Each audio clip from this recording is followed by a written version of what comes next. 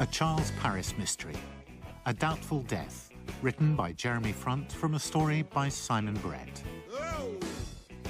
To allay stress and anxiety when I'm in between jobs, I've developed a simple mindfulness routine. Every day I think of 3 good things. Scotch. Mini poppadoms. Endeavour on catch-up. What a time to be alive. It was May, and I hadn't heard a peep from my agent since before Christmas, when he promised to get me seen for the show I was now watching and definitely wasn't in. Charles! 128 days since my last job. Charles! Downstairs! Are you downstairs? No, I'm downstairs. I can't find my phone. When I'm in work, life's peaceful between me and my semi-detached wife-cum-landlady. Down there. When I'm out of work, the first few weeks are a phony war.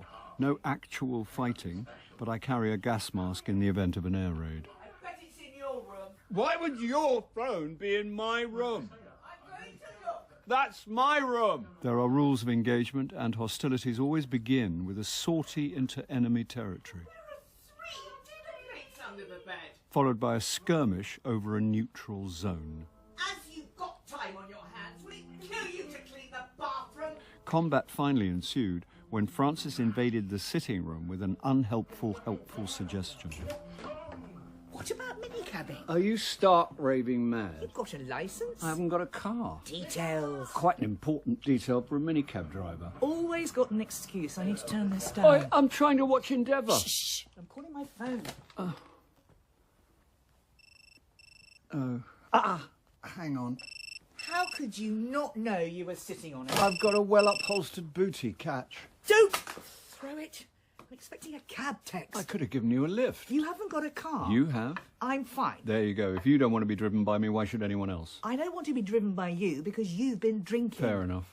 But when you're sober, you could drive things. Things? Parcels, packages. I'm an actor, not a delivery driver, nor will I contribute to the obesity crisis. What? If people actually went shopping in actual shops instead of sitting around on their backsides... As opposed to sitting around on somebody else's sofa, watching somebody else's telly, troughing a bag of somebody else's mini poppadoms and contributing to the obesity crisis. This is research. Eating mini poppadoms? I need to be up to speed in case Morris gets me an Endeavour casting. Morris, I don't want to badmouth your agent, but a definition of insanity is repeating the same action over and over and expecting a different result.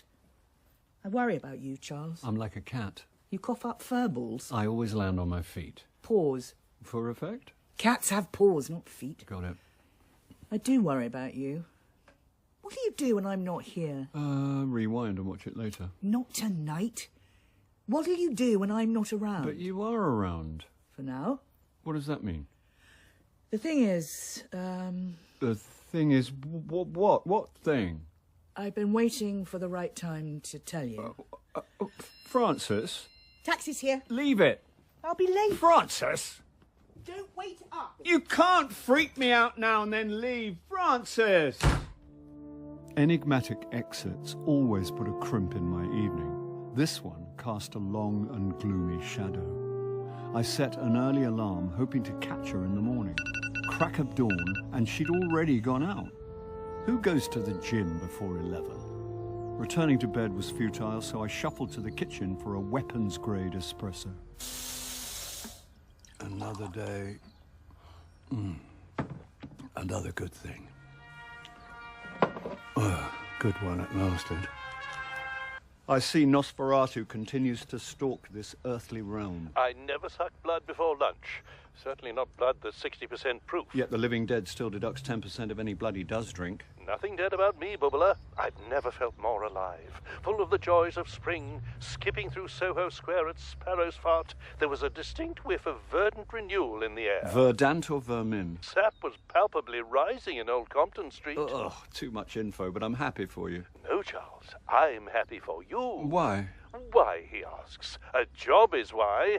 Get dressed, come into town, and I'll give you the lowdown. How do you know I'm not dressed? This is a FaceTime call, and your Jason King kimono's all agape. What? It's like giving an iPhone to a chimp. Oh. Stop waving it around. I'm trying to turn it off. I'm not talking about the camera, and you've just taken a pic you might want to delete. Oh. come to the office and I'll buy you a revivifying yet moderately priced lunch. I need to check my diary. Don't kidder. Be here for one, hun. I hope you like broth. Broth? It's a thing. Morris is all about the broth. Hi guys, first time at O'Brother, where art thou? Oh no, I'm very much bouillon savvy, but my friend's a broth virgin. Let's just say I'm soup curious. That's what we like. Okay, I'm going to grab me a barrel and tell you how it works. As a broth repository, we're all about oral wellness. She had me at all. Charles. We've got a trilogy of foundation broths. Trilogy? We've got our beef bone broth, chicken bone broth and vegan broth. Doesn't quite work for me. The broth? The name. Oh, brotho, where art thou? It's a pun. Not really. I think so. Close, but not quite. Broth, Yeah, I get it. Broth, Charles. Repeating it doesn't make it work. It's fine hyphenated on a menu, but brother doesn't sound like brother. I don't know who came up with your branding, but... That'll be me. We'll have 2 chicken bone broths, extra turmeric, extra ginger, extra spring onion. Chili and coriander? Why not? Give us the works. We could all be dead tomorrow. Does it come with a roll? No. I asked for bread, not crystal meth. Who eats bread? I do. Bloat in your own time. And she sat down, which is inexcusable in my book. What book? She crossed the line of formality. There's a line. A line of fake friendliness. You'd prefer genuine rudeness. Cordial formality. Next time I'll take you to the Ritz. Seriously? Not while there's breath in my body. Oh, what's the job? The job. Oh, the job, yes. Hold on to your barrel. Remember I chivied you into that physical theatre workshop last summer? Oh. 2 chicken bone broths, extra turmeric, ginger, spring onion, chili and coriander. I looked down at a jam jar filled with what looked like an early morning sample. It smelled of Puritanism and tasted of disappointment. Congratulations. You passed the audition. For drinking stock. For Kick Fever. Well, that was a year ago, and I wasn't aware I auditioned for anything. Why do you think I moved heaven and earth to get you into a workshop with the most zeitgeisty theatre group de nos jours? I thought it was a punishment. Tomasz Glinka is the saviour of British theatre. This week. He's the theatre practitioner's theatre practitioner. Pass the pepper. Don't get too excited. It's difficult to get excited over salt water with bits. Forget the broth. I'd love a roll. He's offering you a roll. A bread roll. Who doesn't serve soup with bread? It's not soup. It's broth. Sophistry. What's the show?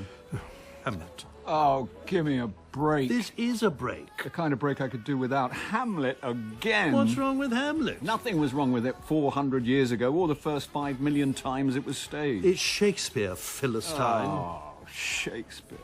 What are you, 12? There should be a moratorium on Hamlet. Barbarian. Not just Hamlet, Shakespeare. Ban the canon for 100 years. Call yourself an actor. I'm serious. Thought you were all about the art. I am. I'm just not about wearing tights and shouting Tudor verse in the evening. No one wears tights anymore. King Lear, Regent's Park open air. All right, they were tights. You saw my Edgar. I could hardly miss it, dear. Stop it.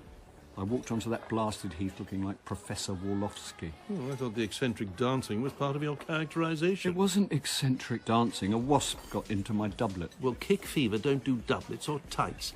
And as you're so averse to Tudor verse, you're in luck.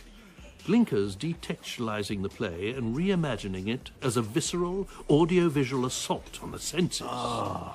Have you been possessed by the spirit of Quentin Letts? Can't you get me an endeavour? I want to be a supercilious don in a single-breasted tweed sports jacket, nice pair of flannel trousers, good brogues, slightly scuffed, but clearly bench-made by a proper Northampton bootmaker. Come on, Morris, I was born to play an academic. I'm afraid it's all academic, this season's cast. They're already filming. But if it's Oxford you fancy, that's where Hamlet's opening. Which theatre?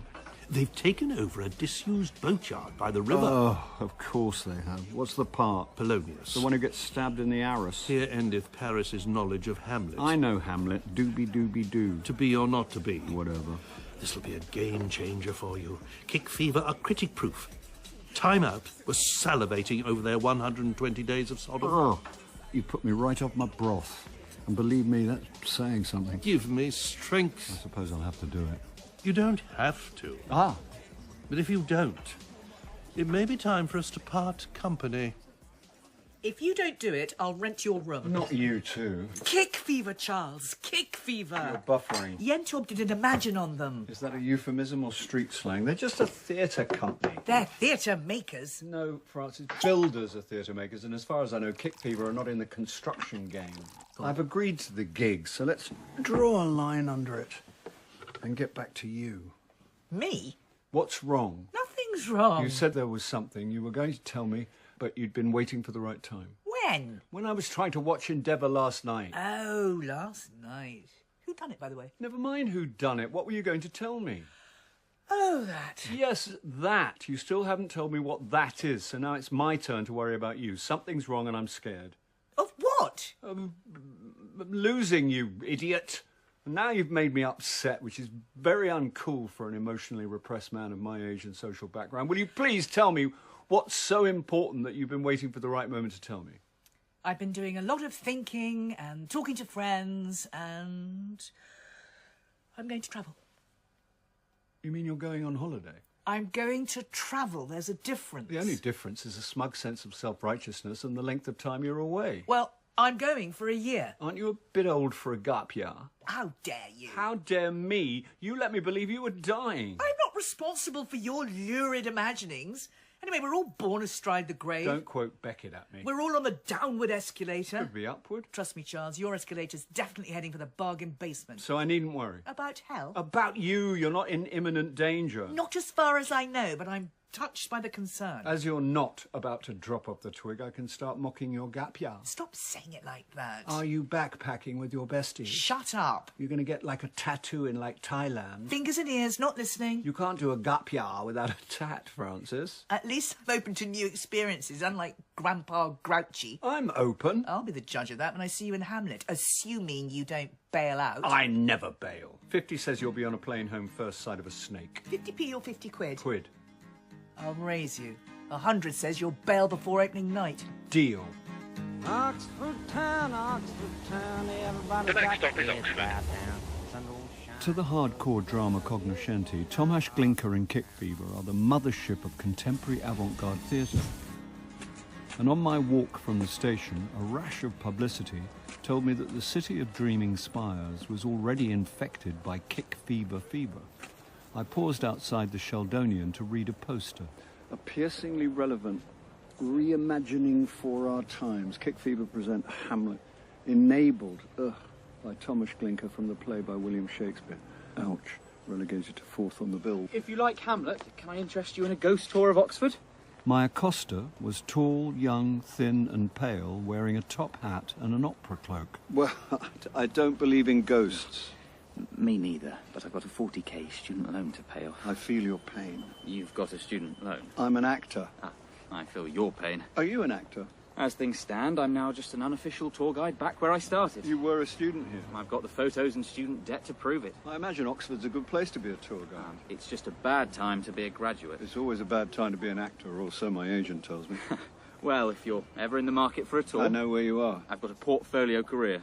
Top hat and cloak, ghost tour of Oxford, mortarboard and gown, academic Oxford tour, wizard's hat and cloak, Harry Potter tour... I'm sensing a theme. Do you do anything without a cloak or gown? Oh, I'm not that desperate. No. It wasn't a proposition. It happens. But I wear a suit for the Inspector Morse tour and dress up as the Mad Hatter for the Alice in Wonderland tour. They all sound great, but sadly I'm here to work. Endeavour? Moot point. I don't suppose you know a boatyard called Clements and Sons? You're not with Kick Fever? Yeah, actually. Yes, I am. Cool. Cool? Very cool. Cool in the eyes of a millennial. I slipped the kid a few quid for his directions. Well, for showing me how to use the sat-nav on my phone. Oh, well, looky here. Charles Paris, as I live and breathe. Like Marcel's Madeleine, the heavy scent of patchouli oil transported me back 40 years. Vicky Brewer Milne. Well spotted. You haven't changed at all. I'm looking for your guide dog. It's got to be what? I'm guessing 1976, Hornsey School of Art. Uncle Albert burns the barricades. Industrial happenings for industrial people. Remind me, did we ever smash the system? It's a long-term project, comrade. Hey, you got a light? I'm out of gas. Still smoking roll-ups. Here. Oh, still using a Zippo. It doesn't run out of gas. And it's a design classic, like me. You mean vintage? Well, we're the same age. No comment. I'm so glad you're here. You only want me for my Zippo. It's a relief to be with someone who doesn't wince when I light up. They're all joyless young Puritans, worshipping at the temples of their own bodies. Well, it's a physical theatre group. It does what it says on the mission statement. Yeah, in our day, physicality and pleasure were synonymous. Oh, don't panic. You're safe. Not my type anymore. Too vintage. Too male. Got it. I think we're going to have fun. Haven't you read the website? Kick Fever don't do fun. Oh, someone's done his homework. I bookmarked it. Our ethos blurs the line between performer and onlooker using a cross-platform multimedia immersive experience in which audiences feel uncomfortable yet complicit as they ask who is the viewed and who is the voyeur. And what's that in translation? No stage, no bar, and no tub in the interval. Why did I let my agent say yes? Why did you? She said she'd drop me if I didn't do it. Snap. I begged her to get me a Vera. I begged mine to get me Endeavour. Who are you playing? Ophelia? Really? Gertrude, idiot. You? I'm not playing Ophelia either. Well, all the rules are off nowadays. Polonius. Oh, look yonder, Polonius. Here comes your daughter, fair Ophelia. Hey, Charles. Oh, you know each other? We met at one of Thomas's workshops. Charles pulled a muscle because he refused to warm up with the rest of us. I learnt my lesson and ended up walking like Groucho Marx for a month. Jenny's too young for Marx Brothers references. No. Thomas cast me to play Virginia Woolf in a polemical performance installation dialectic based on a game of tennis Virginia played with Groucho in 1928. That sounds... Fun. It wasn't really about fun. More a set of choreographed questions exploring how nationalism and imperialist self-loathing were phenomenologically linked to racial bigotry in pre-war Europe. Sorry I missed that.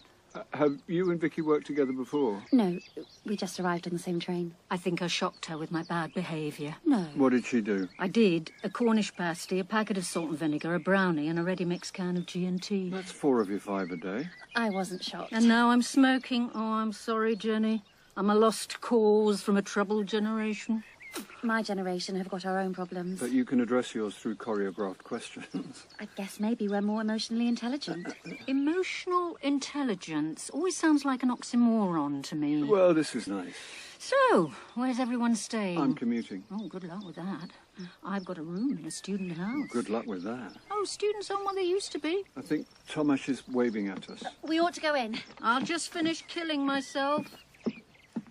Did you see that up-down look? What? In a single glance, I was scanned, assessed, and found wanting. And that's a guilty walk, if ever I saw one. Guilty about what? She blushes every time anyone mentions Thomas. She's just enthralled to Kick Fever. If you say so. Hey, before we go in, can you tell me what a polemical performance installation dialectic is? You know Cats? Yeah? Not that.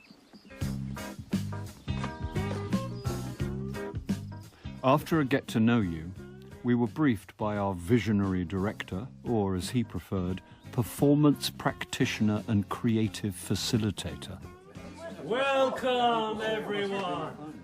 Welcome to your new home. Tomasz had renounced the title director as a throwback to a paternalistic theatre of autocratic despotism, or so it said on his manifesto.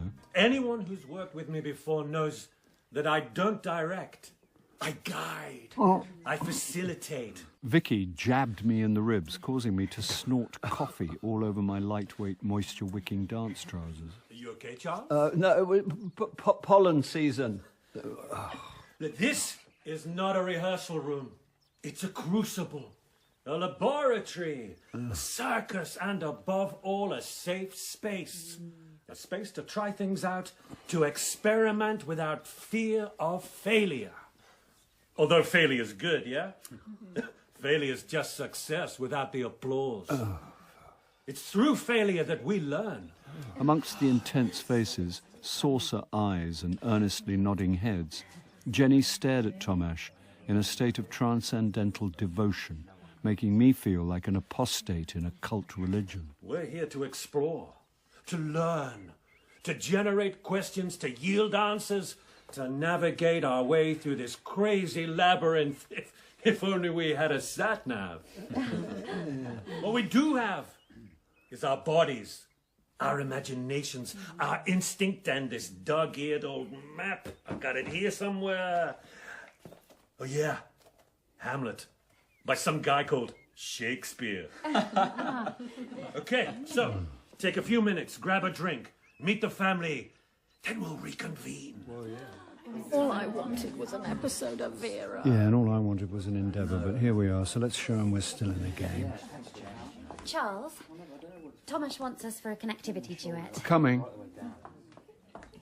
What's a connectivity duet? No idea. You still in the game? So, when Jenny's hands are on top, she controls all of your movements. Just stay in close physical contact at all times, and we'll see where it leads us. Jenny was 30 years younger and 5 stone lighter, so keeping up was easier said than done. Feel her energy flowing through you. After English at Oxford, she'd studied mime in Paris under a Polish dramaturg and trained in Chinese folk dance with a Lithuanian gymnast in Stuttgart. Fantastic! My professional career kicked off in Rookery Nook at Southwold Rep, so it's fair to say I felt a tad out of my depth. I'm sensing a high tensility between you. The only tensility I felt was in my right calf. You're like a suspension bridge in a hurricane. You okay? I think I just snapped a cable. Fortunately, a cramp is just a cramp, but it was enough for me to be given a stick and to be sent home early to rest. I'm dead on my feet. What's with the limp? Cramp due to a connectivity duet, don't ask. Have you eaten? I haven't got the energy to chew and I've got to be up in 6 hours. I don't think I can do this. Then I win. That was an easy 100 quid. It's the commute, not the show. I think I'm going to have to find digs in Oxford. It'll be better than commuting. It can't be worse. Oxford's a great place to live. Tons of amenities, great cultural life, loads of restaurants and pubs. You love pubs. I'm only talking about moving for the run of the show. You never know, you might like it so much you decide to put down roots. I've got roots here. Yeah, about that. What? When I go travelling... On holiday? Travelling, well, I'm going to rent the house. What? I'm going to get tenants. You've got a tenant? Proper paying tenants. Well, what about me? It's only for a year. What about my stuff? Most of your stuff fits into a couple of wine boxes. I can't believe you're chucking me out of my own home. A, it's my home. B, it's only for a year. And C, I'll ask around, see if I know anyone with a room going in Oxford. Why not just put me into a workhouse? I don't think there are workhouses anymore, Charles. It's only a matter of time. Still in shock, and after another hellish commute, the company gathered on a riverside path to film inserts for the show. How's the leg? Oh, better. And thanks for asking. If you don't want it to happen again, keep working on your core. If I can find it. I'm serious. The kick-feeder method relies on mind and body being in balance. The more I explore Ophelia's physicality, the better I understand her mental fragmentation. Jenny, a moment. What was all that? Looks a bit heavy. Jenny wants me to work on my core. Remember when we just had to say our lines and not bump into the furniture? Now we have to say our lines while people pick us up and carry us around. Hey, look at the way Jenny stares at him. Who? Tomasz. She's like a midwich cuckoo. Tomasz and Jenny were in deep conclave as they wandered into the trees. Why are adults dressed like wizards? Harry Potter's Oxford tour. My tour guide friend was in full wizarding gear, surrounded by eager Gryffindors. They want to know what we're doing. Well, if they find out, I hope they tell us. I need a coffee. You? No, I'm good. In search of my core, I went for a stroll, and that's when I spied Tomasz and Jenny in a full-on embrace. I beat a hasty retreat and found Vicky by the bridge. You made the right call. Oh. Charles? Sorry, what? The coffee's filthy. Okay. Have you got phones? Just turning mine off. No, Hamlet phones. What's a Hamlet phone? 2 more phones over here, please. We've got remote cameras everywhere. Up in the trees, on the punt, a couple on the bridge. Here you go. 2 phones. Thanks.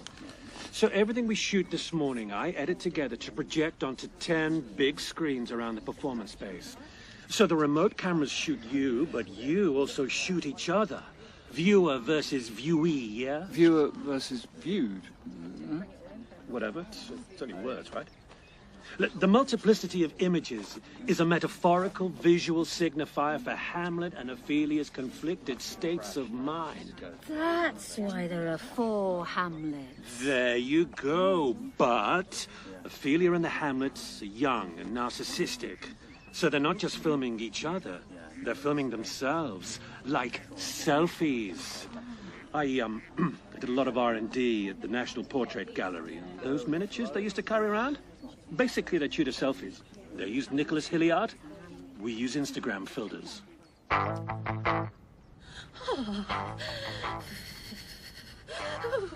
What the hell is Jenny doing? Getting into the zone for her mad scene. She should try acting.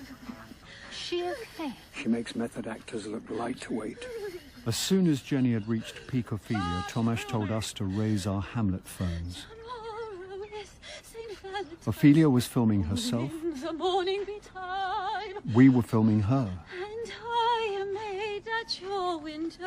Meanwhile, the whole thing was being filmed by adults dressed as Gryffindors, Slytherins, Ravenclaws and Hufflepuffs. Ophelia may have been losing her mind, but overlooked by Hogwarts kids and a tour guide dressed as a wizard, the whole scene had a surreal, dreamlike quality. A psychological disintegration filmed by Fellini and Bunwell. Let in the maid, then out a maid, never departed. Never departed. She's dry. I don't think so. Never. Never. Never. At first I assumed Jenny's paroxysm was a creative decision, but I sensed unease amongst the cast. This is either genius or very scary. I think she's having a panic attack. Ashen-faced and hyperventilating with a 1,000-yard stare, Jenny's eyes were fixed on the bemused group of camera-wielding tourists. Cut! Never more! Jenny? Never more! Are you okay? Never more! Tomasz approached her, arms outspread. Don't touch me! He jumped back as Jenny pushed past him and ran barefoot, sobbing into the trees, while tourists applauded as she disappeared from sight. That was either an award-winning performance or something much, much darker. Fearing the worst, I turned to the actor playing Claudius, who looked back at me and shrugged. What we had witnessed left us both speechless. Then I remembered. He was a mime artist.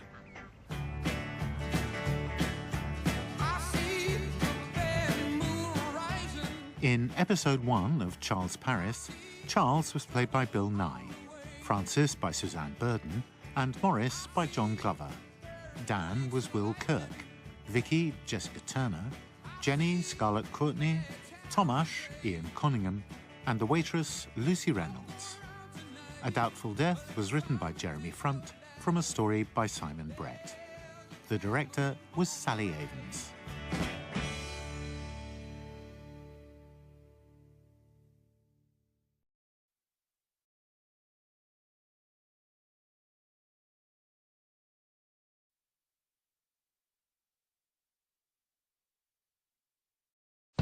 A Charles Paris Mystery, A Doubtful Death, written by Jeremy Front from a story by Simon Brett. I'd begged my agent to get me a small part in Endeavour. Where to? Station. Quick as you can. Instead of a lucrative 60s detective drama, Morris signed me up for an equity minimum detextualised, physical, immersive, site-specific reimagining of Hamlet to be staged at an old boatyard in Oxford. 21:31 for London Paddington has been cancelled. Earlier that day, the actress playing Ophelia had suffered a meltdown, run off set and disappeared. Apologise for the delay, which is due to a suspicious package at Maryland. Then my journey home seemed to be jinxed. Apologise that due to an incident at Camden, there are no northbound trains. Dead on my feet, I hit the streets only to find what had become routine civil insurrection. By the time I got home, I'd been awake for 17 hours straight. Oh! Oh! What the... Charles? Why are you lying on the wall carpet? I nearly broke my neck on this stuff. You better not have broken anything else. Thanks for the sympathy. Ow! Oh, something's digging into my... What's this? I think it's called a skewer peg. Well, it skewered me in the... One of my ex-students did VSO in the pool and she lent me some equipment. Couldn't she lend you a Sherpa to help move it to the attic? As part of her midlife cliché, Frances was planning a last-gasp gap year. Why are you so late? Edited highlights will do. So I told her we'd been down by the river shooting phone footage for Hamlet when Ophelia had had a panic attack in front of the entire company and a lot of tourists dressed in Hogwarts uniforms. Any idea why? Presumably they like Harry Potter. Any idea why she panicked? At first, I thought she was really in the zone. Jenny's one of those process actors, very intense. But a few minutes before her meltdown, I saw Jenny and our director kissing. You're always telling me it's a kissy business. Yeah, this wasn't that sort of kiss, and I wasn't supposed to see it. Do you think anyone else did? No idea, but shortly after that, Jenny freaked out, ran off, and disappeared for the rest of the day. The rehearsal schedule completely fell apart, and perfect end to a perfect day. My journey home was like an urban survival expedition. I thought Bear Grylls would appear and demonstrate how to purify water in the Kentish Town Road. Well, I've had a very productive evening making my own Dido. Are you sure you wanted to tell me that? It's a sort of Nepalese polenta. You're going to Nepal? Actually, I'm not sure where I'm going. There's some left over if you're hungry. Thanks, but I've got to be up again in 5 hours.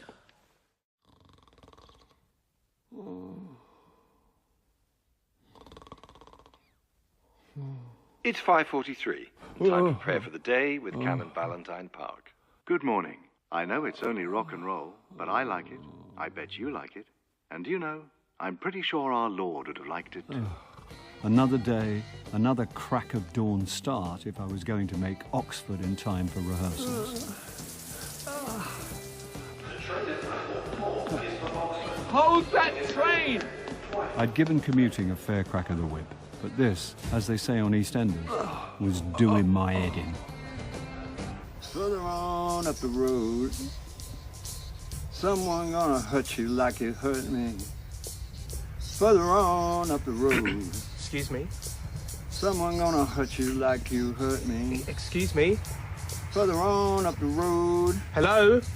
Oh, hi. You're singing. What about it? No, you're singing.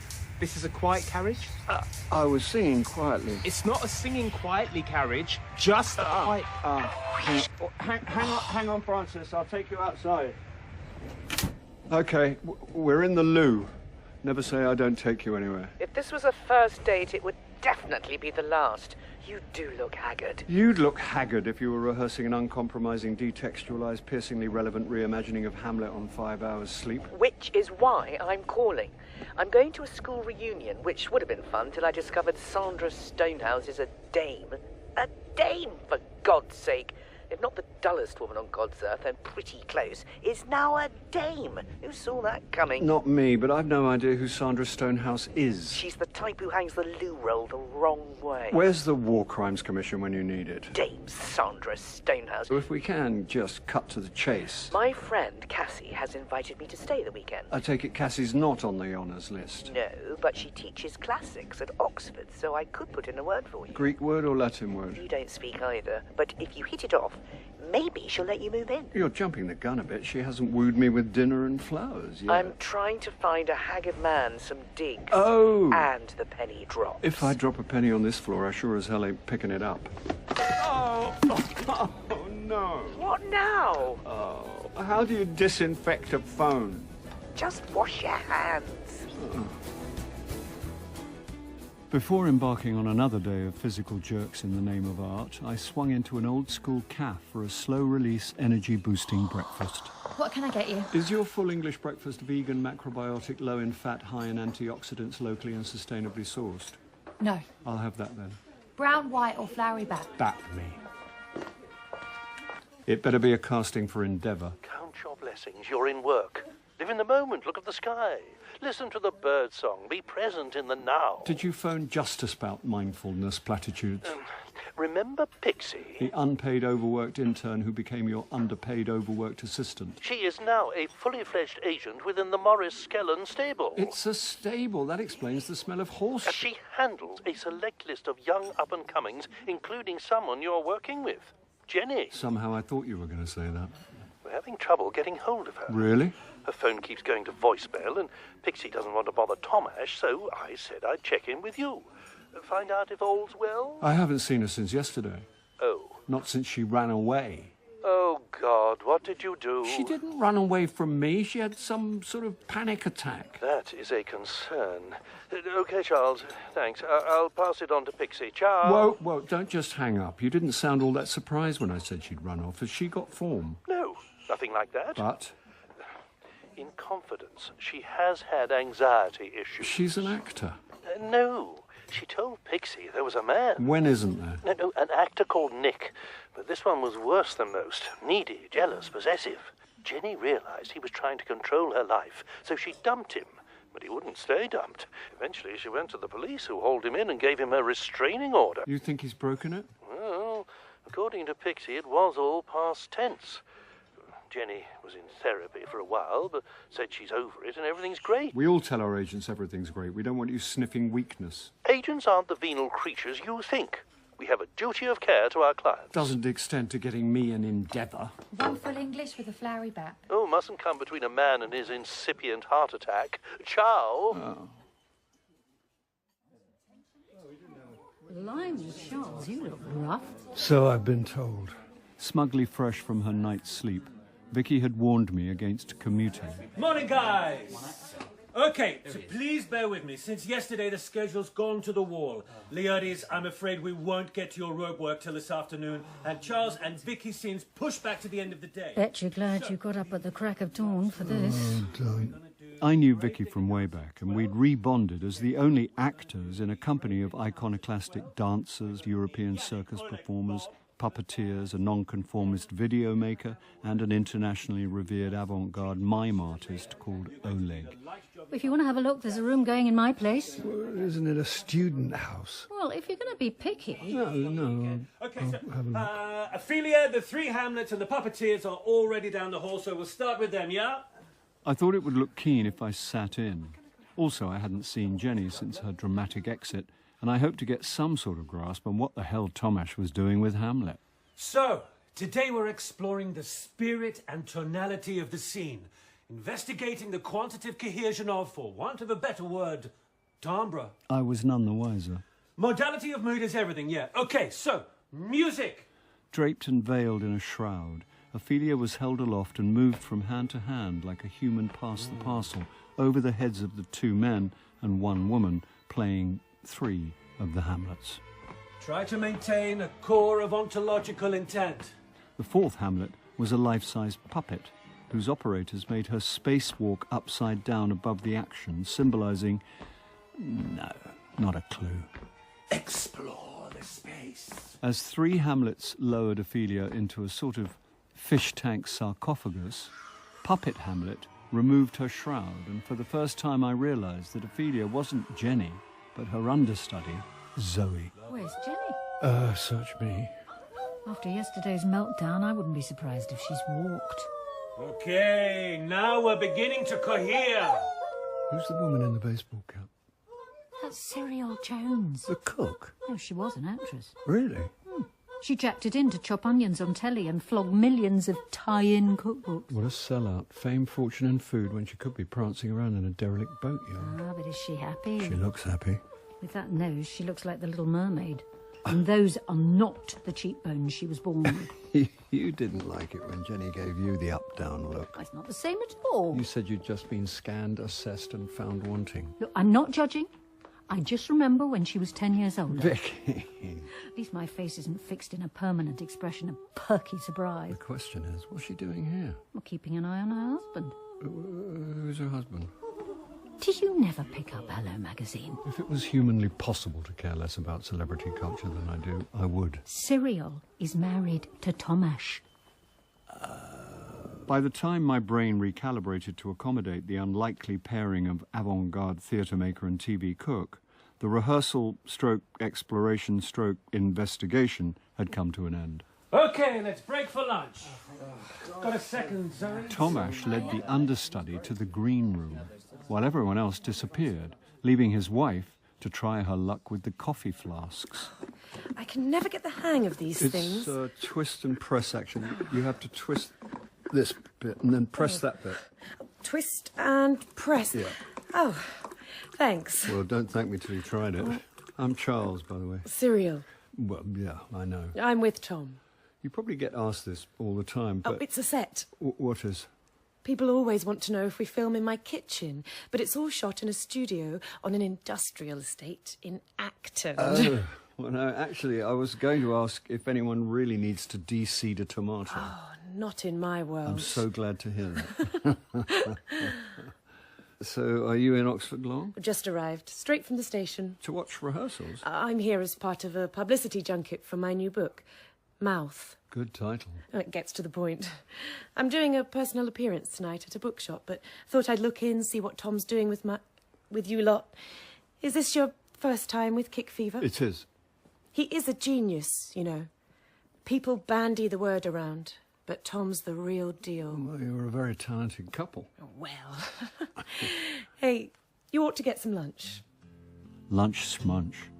On day one, I'd scoped out the best shortcut for a smoke and a drink, which was a fire exit leading to a waterside boardwalk. Oh, my phone! Was that me? Oh, you idiot! I'm sorry, Zoe. What were you doing? I didn't know you were out here. I thought you were inside with Tomash. Oh, what is it with men today? What? Why not just kill me? Sorry? My entire life is on that phone. Well, did you see where it went? It went in the river. Yeah, but maybe I can fish it out. I think if you put them in a bag Please, of rice... Charles, just stay away. Okay. Feeling shamefaced, I left Zoe to contemplate the end of days and sidled off to take refuge on a rusting old barge moored close by.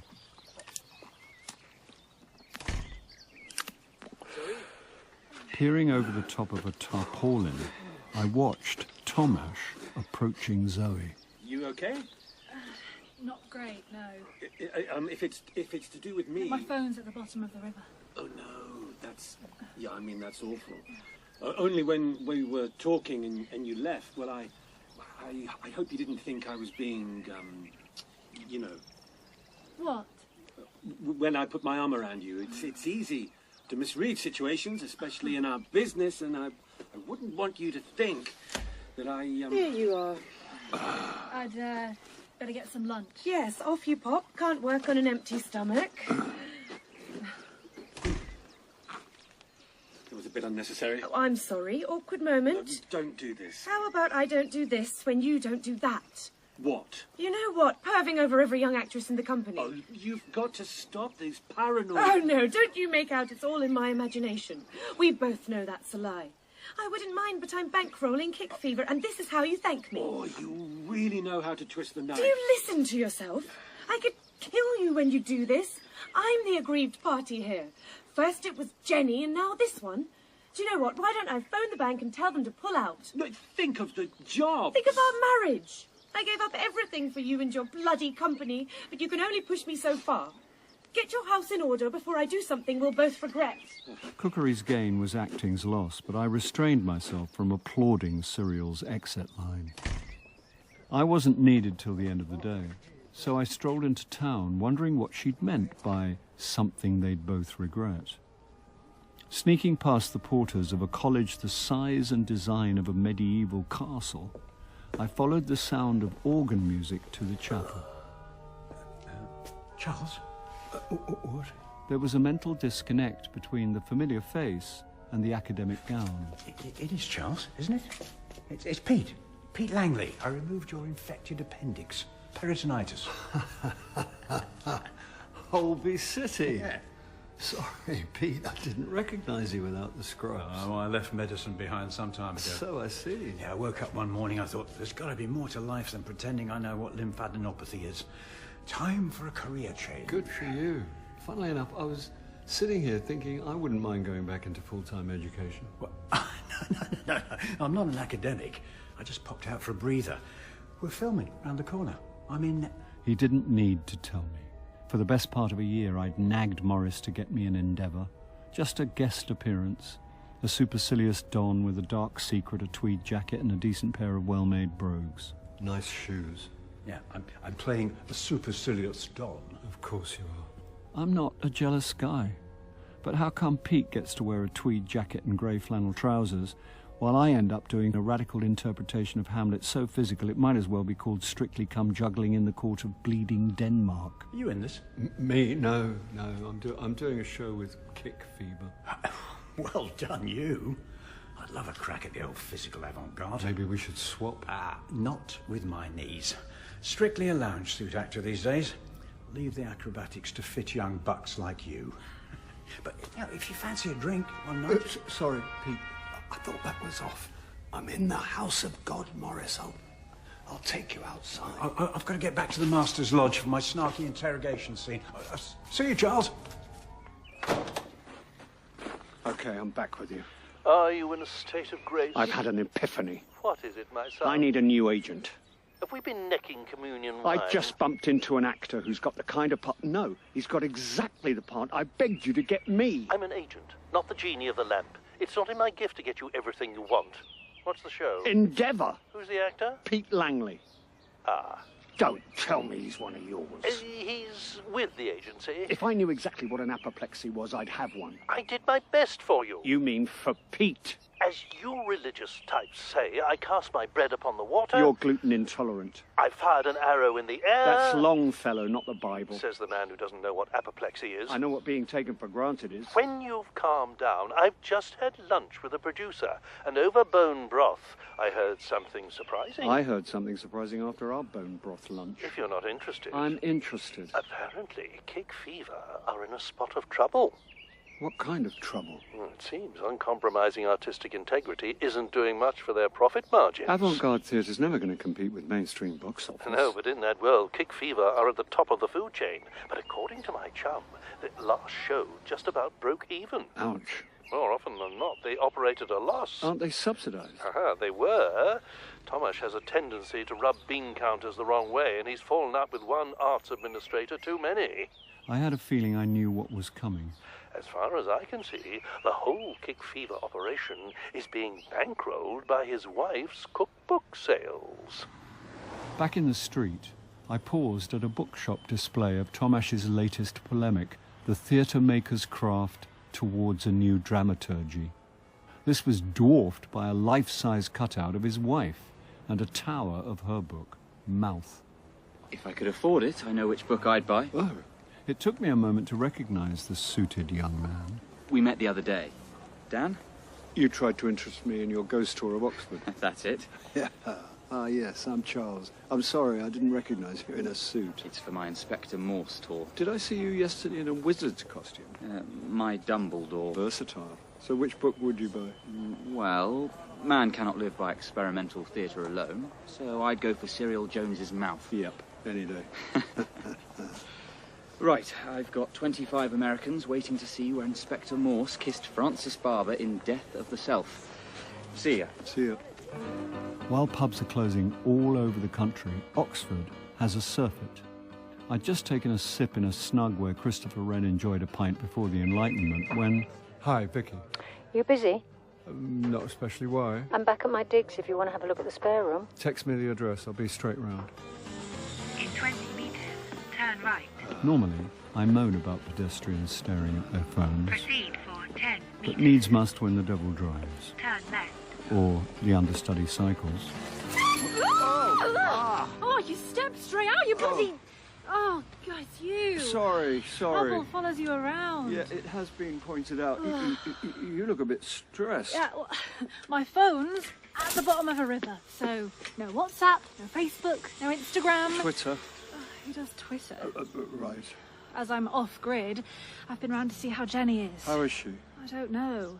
She wasn't in, and the people she's sharing with didn't hear her come home last night. I'm getting seriously worried. I'm thinking of going to the police, or am I overreacting? I suppose she's only been missing since yesterday. Yeah, but, well, the thing is, Jenny's had some issues. I suppose I'm not giving anything away. She's always posting about her private life. Personally, I think she overshares, because you can lose out on work if casting directors think you're a bit, you know... You said Jenny's had issues. There was a boy, Nick, an actor. They met here in Oxford when they were students. I got the impression he was sort of in awe of Jenny. Anyway, they hooked up, but he was one of these coercive, controlling types. She told me about the split-up, the restraining order, Jenny's therapy and recovery. Everything tallied with what Morris told me Jenny had told Pixie. I really thought she'd taken ownership of her life again. Although she has been a bit odd with me a couple of times during rehearsals. Odd? How? Nothing I could put my finger on. She's just seemed a bit distant, remote, like she's had something on her mind. I decided to take a punt to see what else Zoe knew. Could it be anything to do with her relationship with Tomasz? Do you know about that? I saw them together. Did they see you? No. Is it a recent thing? I think it's been going on for a while. Jenny's done quite a few Kick Fever productions. Is it serious? It is for Jenny. Not for Tomasz. I couldn't say. Only I saw him apologising to you. Wow. What are you, a private detective? I'm just always in the wrong place at the wrong time. Had Tomasz been hitting on you? That's the wrong question. What's the right question? Ask any woman who's worked with him. Oh, I'm late.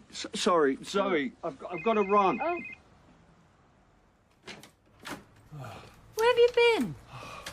I bumped into Zoe. Well, she nearly bumped into me. Apparently, Jenny didn't go back to her digs last night. Zoe wants to go to the police. Oh, Jenny hasn't been gone that long. I said that too, but Zoe's really worried, and some of the things she told me have got me thinking. Well, before we start playing detectives, my housemates have been waiting around to meet you. Oh, okay, yeah, lead on. Shoes off. House rules. It's a student house. Do you want this room, or don't you? Hi, I'm Tim. And I'm Izzy. And this is Charles. Hi. Izzy's reading moral philosophy. Oh. I've always wondered, if you can study moral philosophy, can you also study immoral philosophy? That's a very good point. Funnily enough, I've been writing an essay on the morality or immorality of human procreation in the age of climate change and global warming. Have you read Karl Popper? Yes. Have you, Charles? No, not exactly. Not actually read. Oh. Do you have a preferred pronoun? I pretty much like them all. Charles is probably happy with he, him.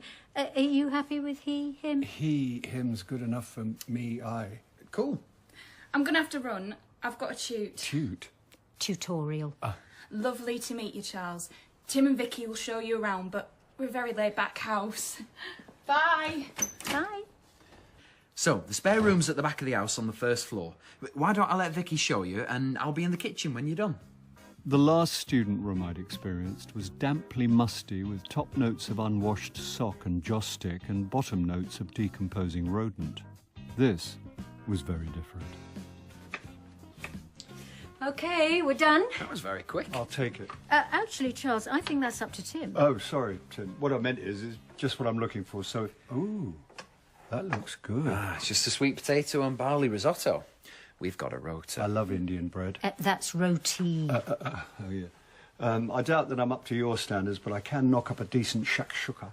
Tim and Izzy don't eat eggs. We're vegan. Well, you should try my baba ganoush. You like Middle Eastern food? I'm all about the ras al hanout. Once a week we have a meze night. And before you could say Jack Robinson, it was agreed I'd move in that night.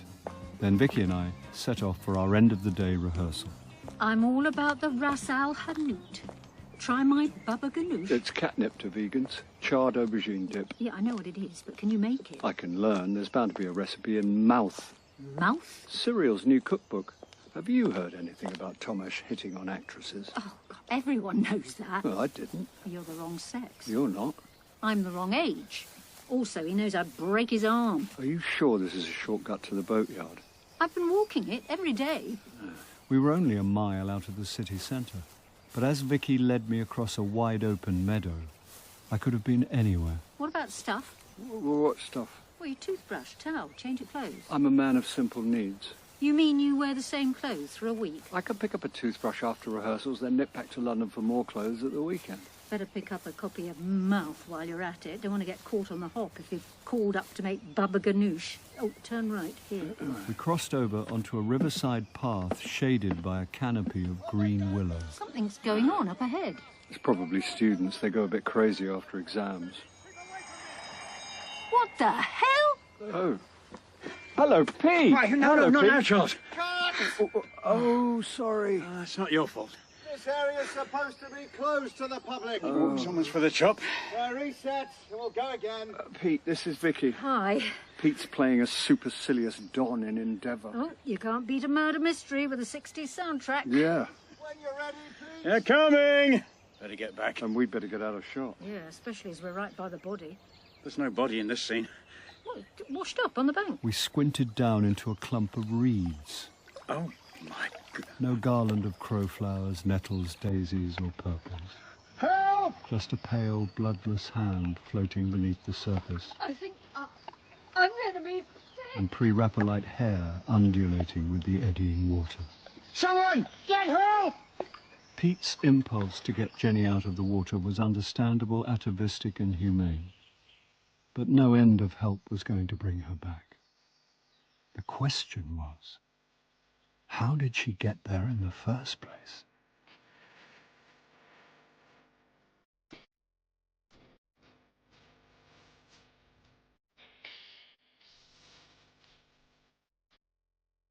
In episode 2 of Charles Paris, Charles was played by Bill Nighy, Frances by Suzanne Burden, and Morris by John Glover. Dan was Will Kirk, Vicky Jessica Turner, Tomash Ian Cunningham, Zoe Laura Christie, Cyril Sinead McInnes, and Pete Neil McCall.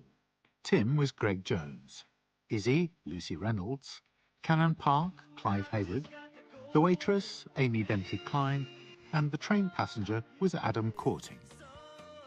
A Doubtful Death was written by Jeremy Front from a story by Simon Brett. The director was Sally Avens.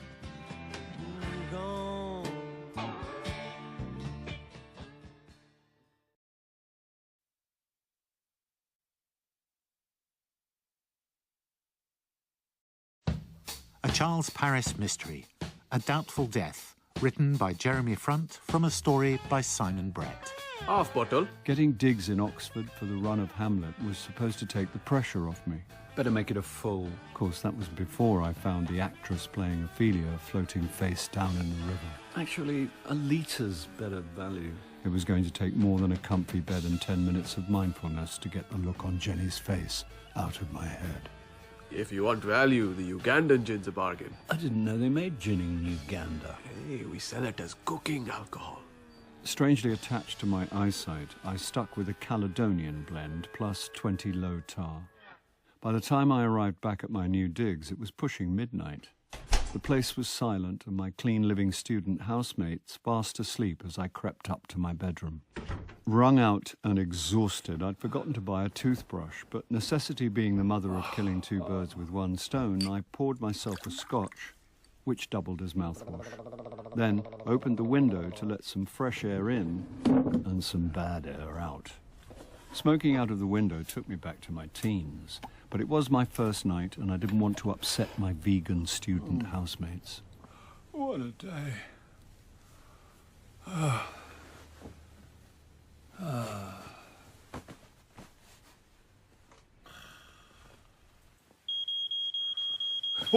What's going on? Oh, no!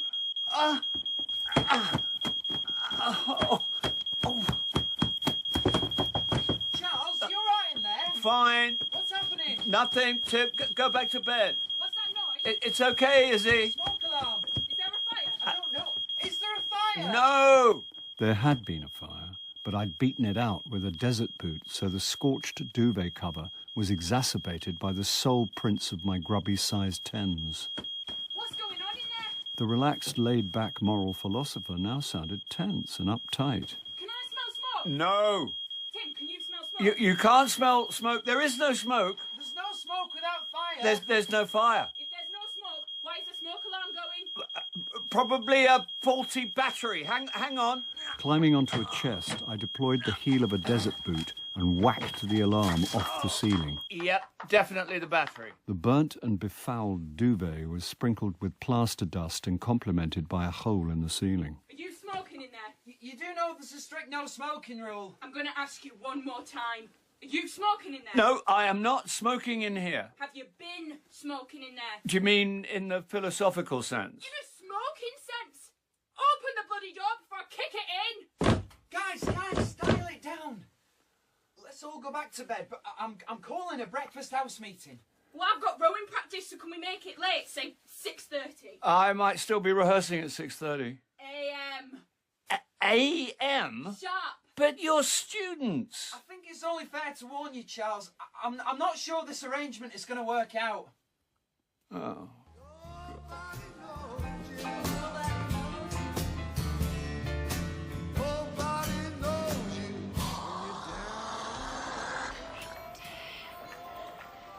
Never more have I needed your velvet and honeyed tones. Sorry, I must have got the wrong number. Very much the right number. And velvet and honey are a bad mix. I've missed you. Something's wrong. Nothing that can't be fixed by the warm embrace of the woman I love. You better go and find her. She lives in my heart. Tucked up next to the fatty deposits and clogged arteries. What's happened? Well, yesterday I got a room in a house. This morning I'm homeless. Don't tell me. You burned the place down. Charles? You said not to tell you. Charles? I smoked a cigarette. And? Maybe dozed off. And? Slightly set fire to the duvet. Oh, Charles! On the plus side, the smoke alarm worked. It was okay if I come home tonight. After finding Jenny's body, I really need a good You night's... found her body? Didn't I mention it? As an afterthought? I'm tired. You're weird. That may be true. What happened? We were on our way back to work and saw her floating in the river. That's horrible. You're telling me. Do you think she fell in? We'll see what the post-mortem says. She'd been through a pretty dark time. You don't think she took her own life? Well, she'd been in a controlling relationship. Apparently the man was given a restraining order, but according to people who knew Jenny, therapy had helped a lot. Who was the abusive man? They'd been students together, some actor called Nick. Actors? Don't tar us all with the same brush. Didn't you see her kissing your director? I did. And do you know who he's married to? Cyril Jones. How is it everyone knew that except me? Ah, rehearsal alarm. We'll talk tonight. Wired on caffeine with dangerously high blood sugar levels, I hit the streets. Just in time for the heavens to open, so I dived for shelter in the covered market. Whoa, sorry. Dan. Oh, hi. What's with the white robes? Gandalf. I assumed it wasn't the KKK. Tolkien's Oxford tour.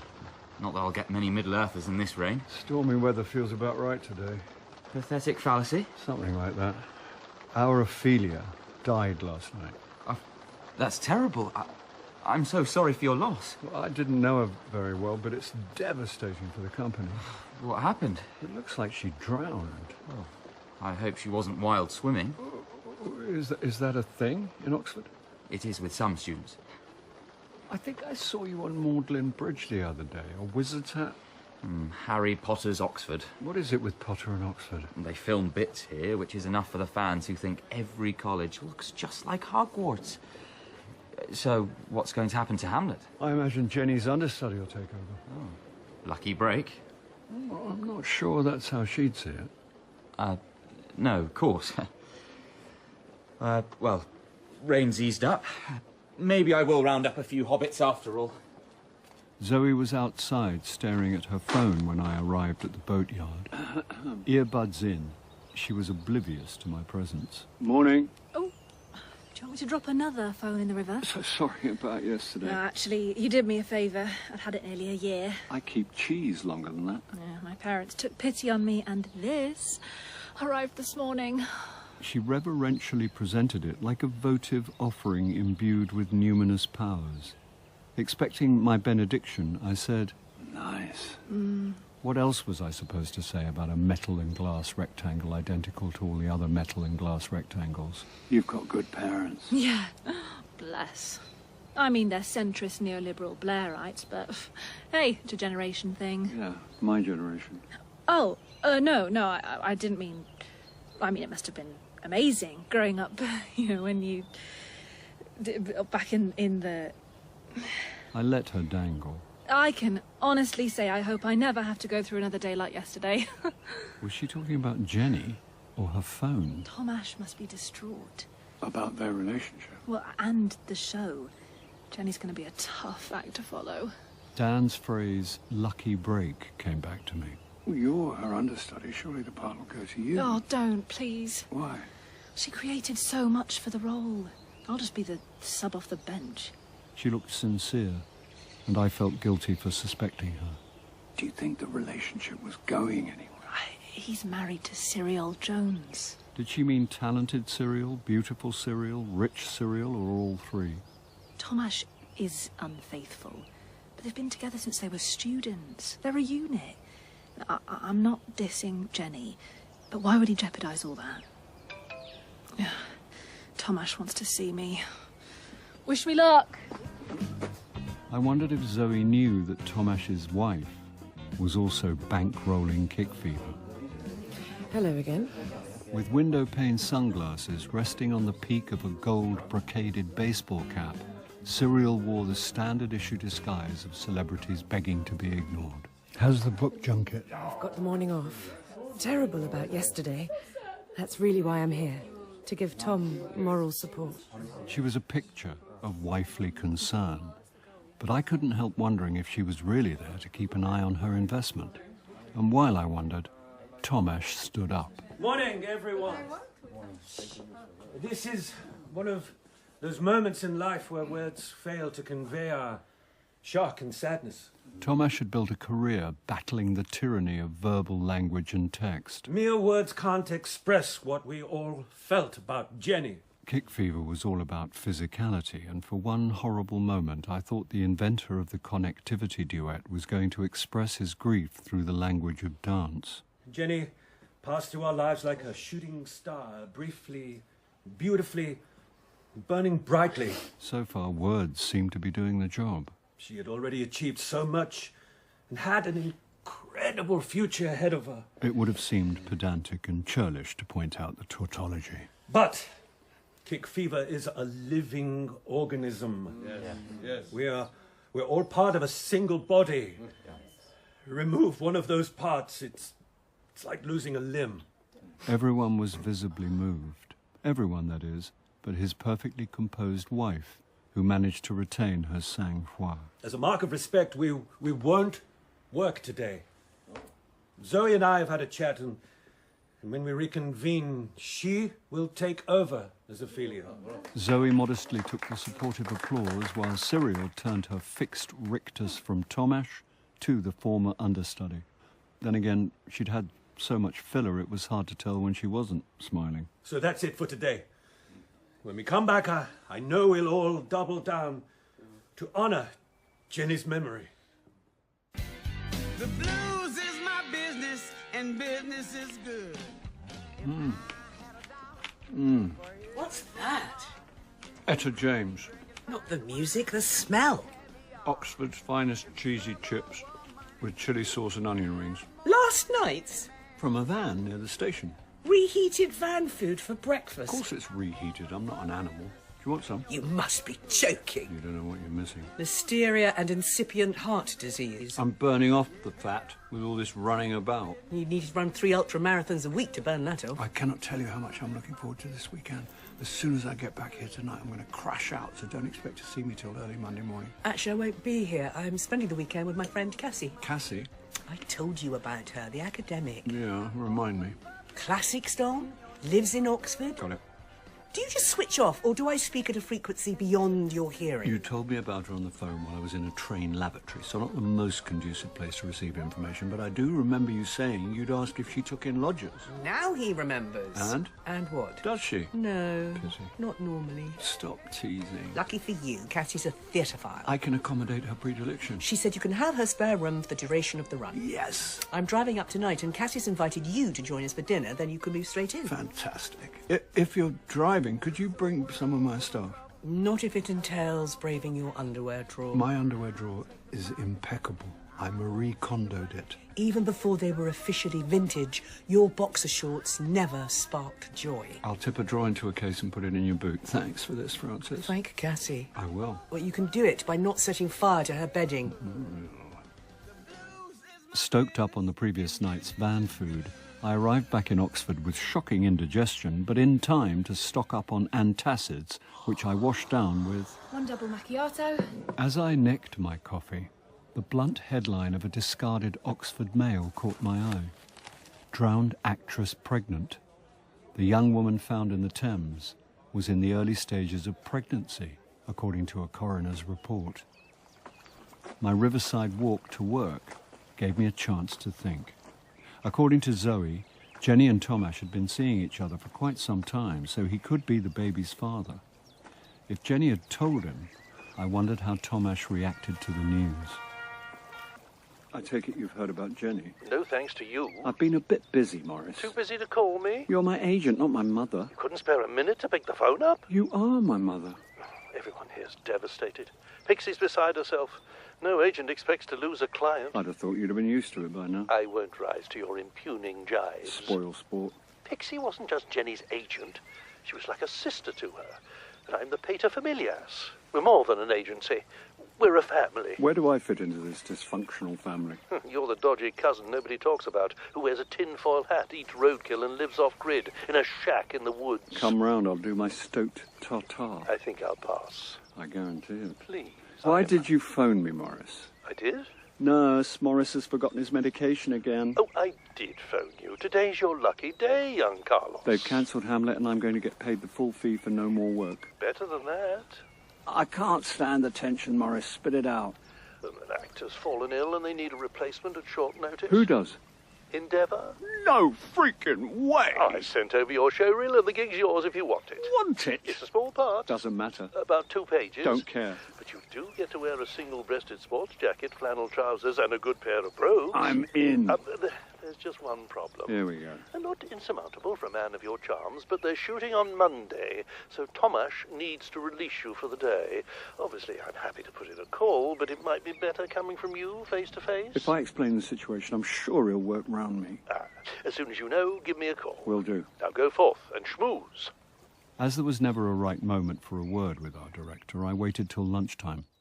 I finally caught up with Tomash in his office, reading a book and eating something Middle Eastern with flatbread. Mm-hmm. Sorry to interrupt. Oh, it's fine. Come in. Right, I don't want to spoil your lunch. Nothing can spoil Cyriel's Lebanese salad. You read this? Not recently. By which I meant never. If you're looking for an answer, late Stanislavski never lets you down. Oh, God. Who am I telling? You're an actor. Yeah. So, what can I do for you? Well, my agent phoned to say I've been offered a day's filming. Oh, you want time off? I know the pressure you're under, so I hate to even ask, but... The money's good. Well, actually, I forgot to ask. Well, if it's not the money, it must be art. It's something I've been nagging my agent about for ages. How much time? 1 day. When? Monday. Where? Oxford. Oh, at least they're not flying you out to Lithuania. No, nothing like that. Well, I've got to look at the schedule. When do you need to know? Well, as it's for Monday, Morris needs to know today. I'll see what I can do. I remember you in my will. Do you want the paperbacks or the vinyl collection? So, how's the view from your side of the show? Oh, hazy. Since Jenny, everything's up in the air. The schedule's shot to pieces. Basically, I'm improvising 1 day at a time. It's such a terrible business. I could have stopped there, turned tail, walked out of the room and left Tomash to Lebne and late Stanislavski. That's what I could have done. That's what I should have done. And now this latest? What latest? I assumed you'd heard. It's in the news.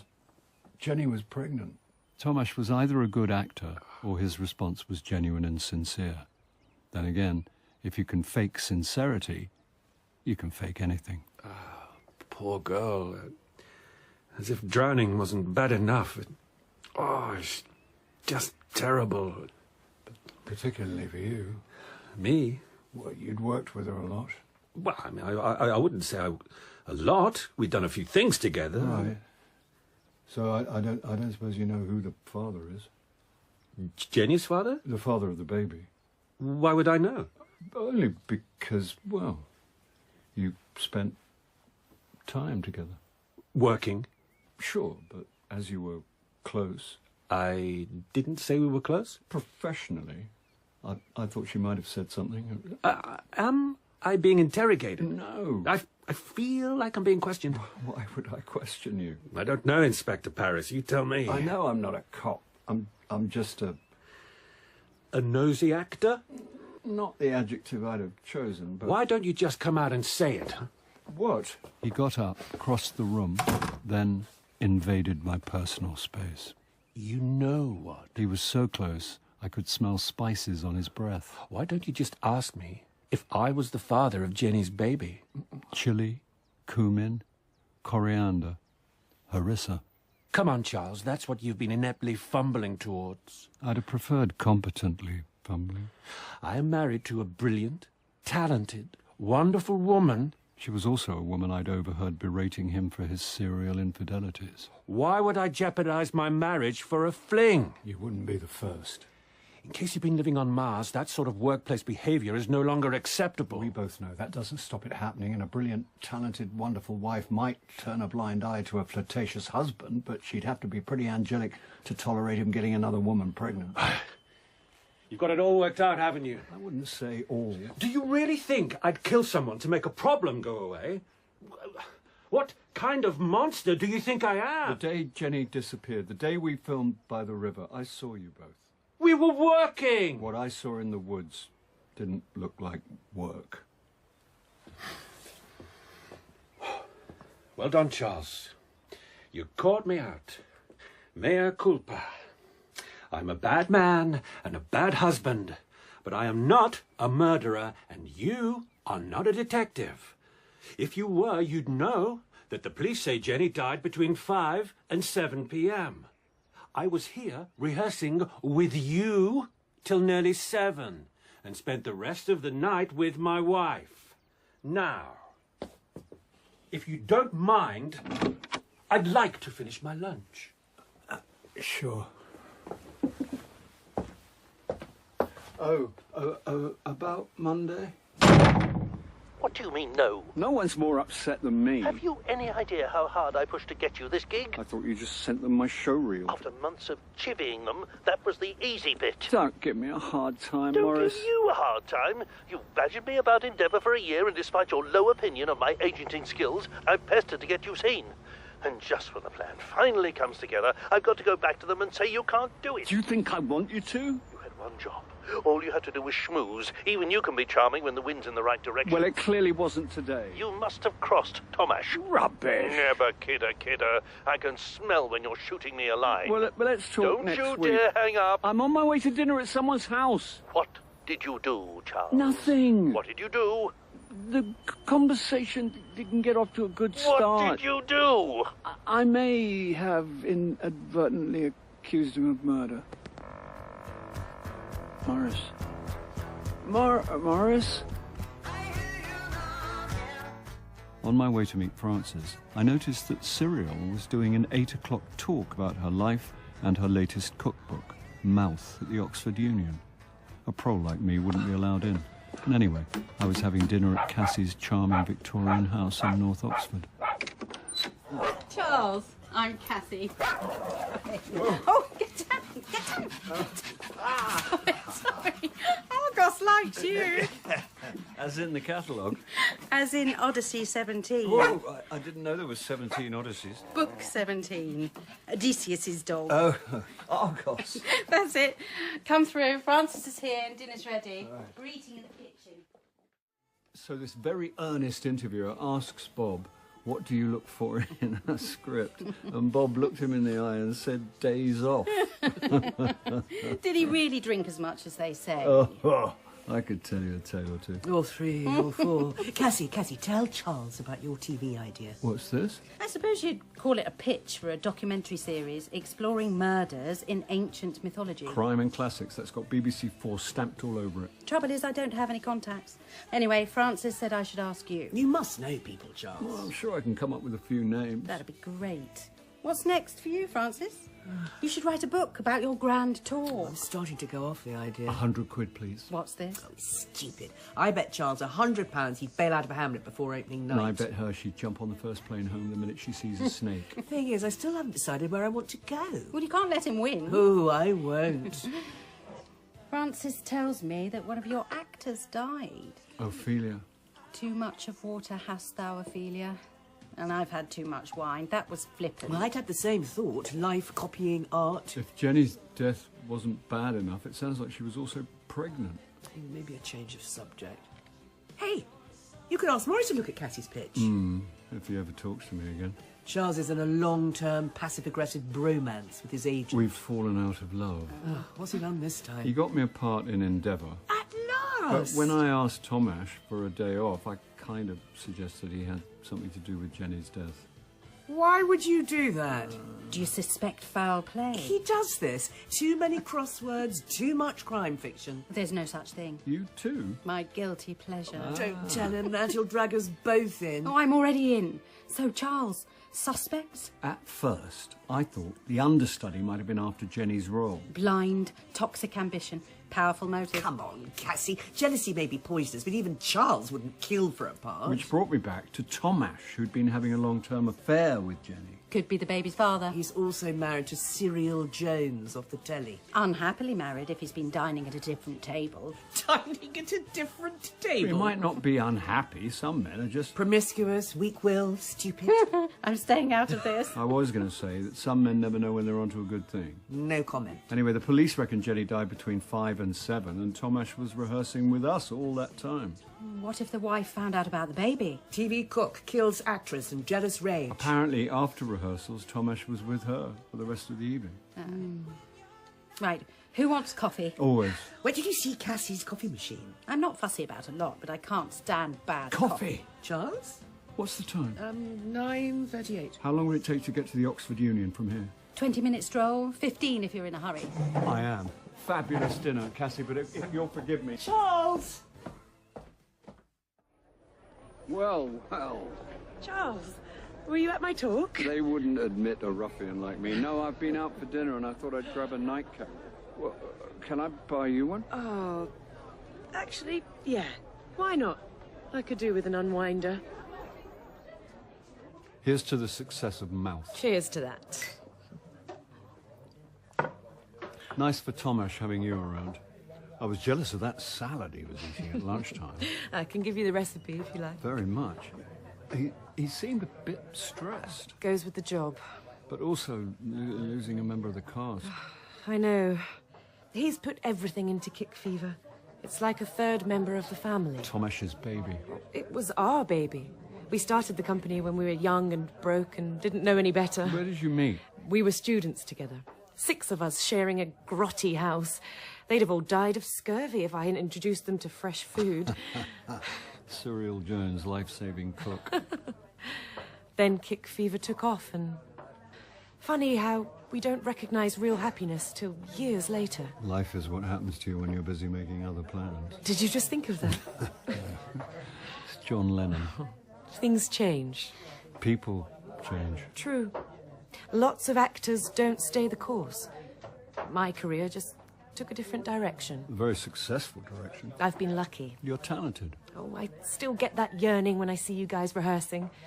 But I can give emotional support when things are tough. I can see Tomash is glad you're around. Good. He said he was relieved to go home to you the night that Jenny died. I wasn't in Oxford till the next day. That morning when you helped me with the coffee flask, I'd come straight from the station. Oh.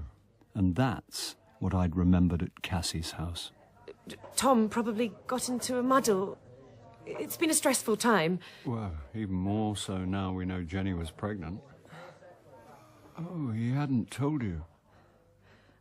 I'm going to go now. It's, I hope, not something I've said. You seem to be suggesting that Tom was lying to me. I just repeated what he said to me, that he'd spent that night with you, but you didn't arrive in Oxford till the following morning. Whatever you think, Tom wouldn't harm anyone. Who knows what any of us are capable of in extremis? If Tom thought his marriage and his company was under threat... What are you talking about? You have been bankrolling kick fever, haven't you? Cyril's rigidly smooth face didn't easily betray emotion, but the eyes had it.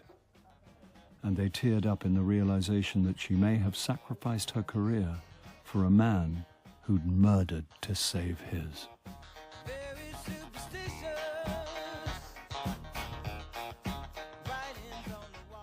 In episode 3 of Charles Paris, Charles was played by Bill Nighy, Francis by Suzanne Burden, and Morris by John Glover. Dan was Will Kirk, Tomash, Ian Conningham, Zoe, Laura Christie, Cyril, Sinead McInnes, Tim, Greg Jones, Izzy, Lucy Reynolds, Cassie, Heather Craney, and the shopkeeper, Icky Elias. A Doubtful Death was written by Jeremy Front from a story by Simon Brett. The director was Sally Avens.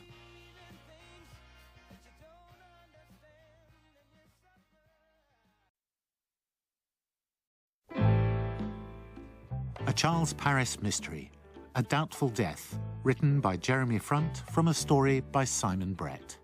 I always sleep badly after I've accused someone of murder, especially someone who can fire me. It's all right, Lovis. It's just the lodger. My suggestion that Thomas had done to his lover what he was currently doing to Hamlet, murdering both, went down predictably badly.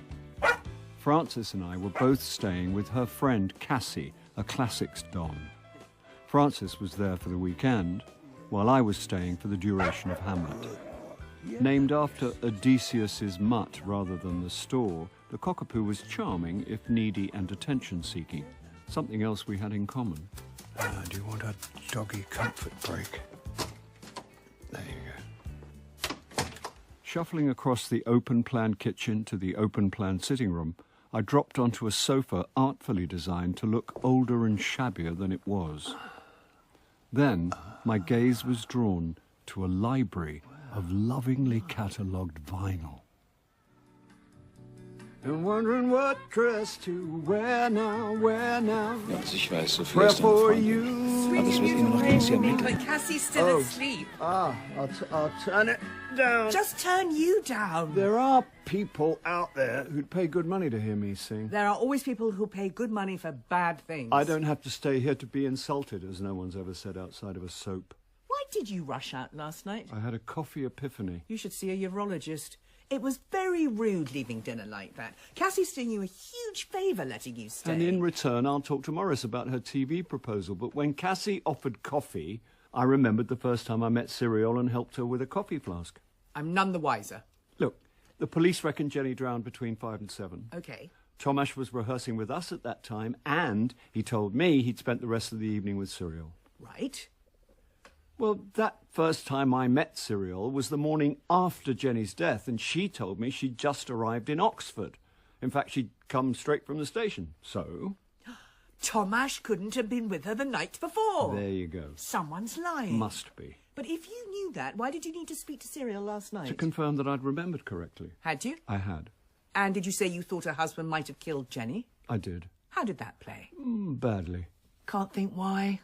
Now I need a coffee. Help yourself. Like you've helped yourself to Cassie's vinyl. She said I should make myself at home. She's got some rarities here. Just don't scratch them. I was born analog. I know how to handle... Whoa! A first-pressing rubber sole. Do you want toast? She's also got the American version with the lettering that matches John's suede jacket. Brown or white? The lettering was never white. It was orange in the UK and brown in the States. They also omitted 4 of the original tracks and replaced them with I've Just Seen a Face and It's Only Love from Help. Ha ha. I know a great vintage record shop if you want a mooch. I'd love a mooch. If only Charles had met you before me. If I wasn't sort of married to Frances, I'd love to be sort of married to you. I think your sort of husband sort of proposed to me. I'm sure we can come to a mutually satisfactory arrangement. I'm not a chattel. I know I'm nothing more to you than a hunk of beefcake. Corn sausage. But I don't like being objectified. He really does. Oh. It's from Jenny's understudy. Oh. What's wrong? She's just read Jenny's final Facebook post and thought I should see it. Have a look. We live in the moment but never escape the past. It's super important to face your fears and take control of what's hurting you. Time for action. It stops here. You guys have always been there for me. Love y'all. Smiley face, shooting star, namaste hands. Sounds like a final farewell. Who puts emojis on a suicide note? Unless it's a statement of intent. Time for action. It stops here. Could mean something else. That's the trouble with social media. Ambiguity and nuance never read. Maybe she was going to tell Cyril she was pregnant with Tomash's baby. Would he kill to save his marriage? Kick fever barely break even, and Cyril's been bailing them out. He might kill to save his company. You don't want to lose the goose that lays the golden eggs. Something burning. Toast!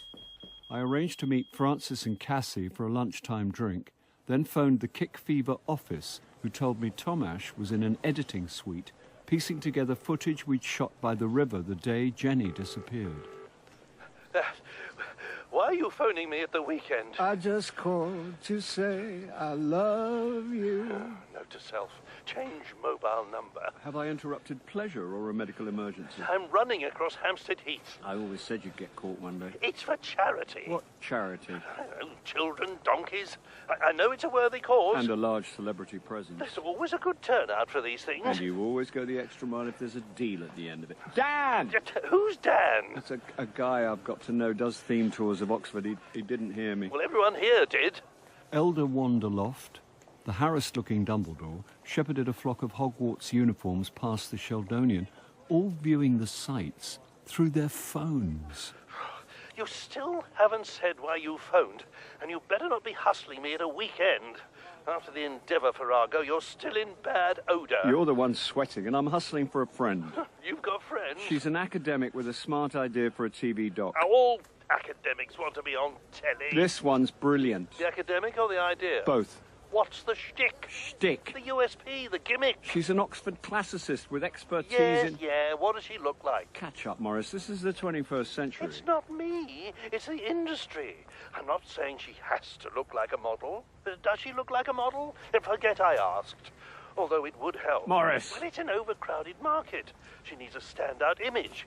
If she's a conjoined twin, we'll go straight to Channel 4. Otherwise, it could be anything. A novel speech impediment, bright green hair, no hair, bizarre teeth, statement spectacles, an umbrella. Umbrella? Yeah, I once sold an 8-part series on string theory to BBC Two on the back of an astrophysicist who always carried an umbrella. Cassie's bound to have an umbrella. Not an umbrella. Well, forget the umbrella. Umbrella's been done. She's got a dog called Argos. As in the catalogue? As in the Odyssey, book 17. Oh, excuse me for failing the 11+. Cute dog? Cockapoo. Oh, now you're talking. Anything else?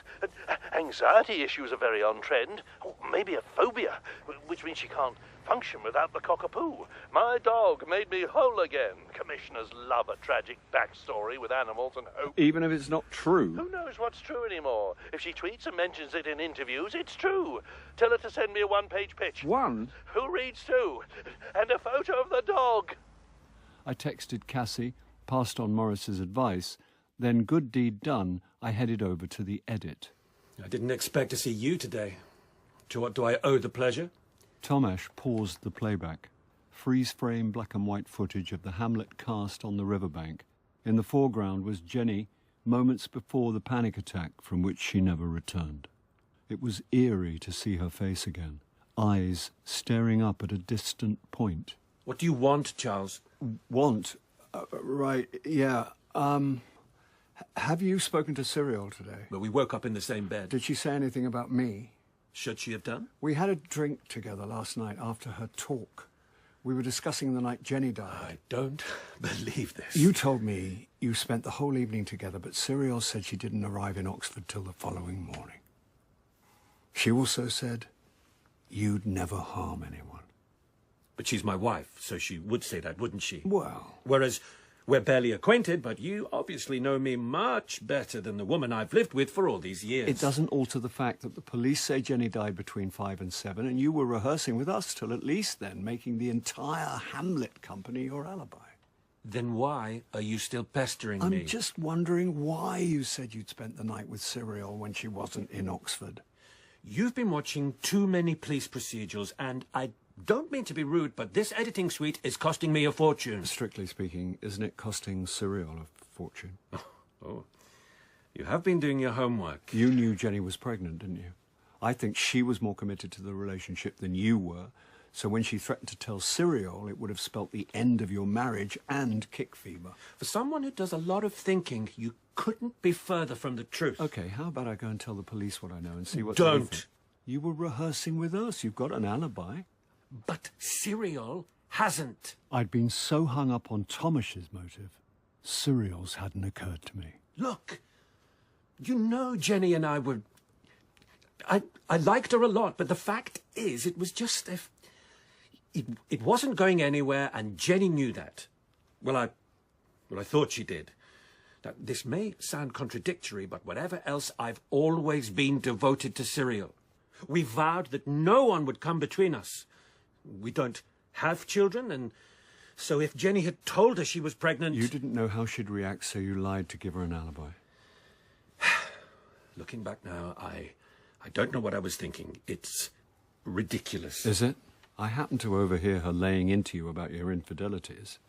Has your wife never laid into you? Would she kill anyone? Face it, I'm punching way above my weight with a woman like Cyril. She needs me far less than I need her. Maybe I was wrong.